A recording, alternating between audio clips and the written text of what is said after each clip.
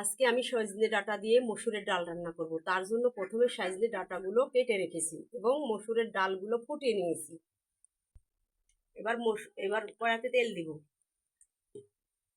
এবার রসুন থেঁচে দিব, পেঁয়াজ দিব, তেজপাত দিব, পাঁচ ফোড়ন দিব,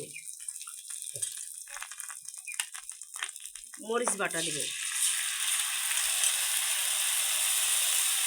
হলুদের গুঁড়া দিব, লবণ দিব। এবার ভালোভাবে কষাবো। কষানো হয়ে গেছে, এবার সজনে ডাঁটাগুলো দিয়ে দেবো।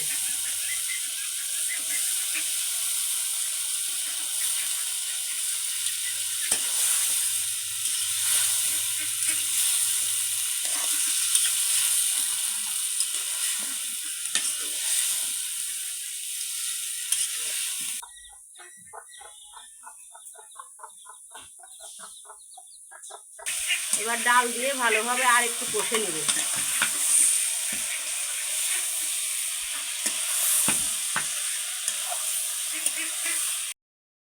এবার পানি দিয়ে দিব।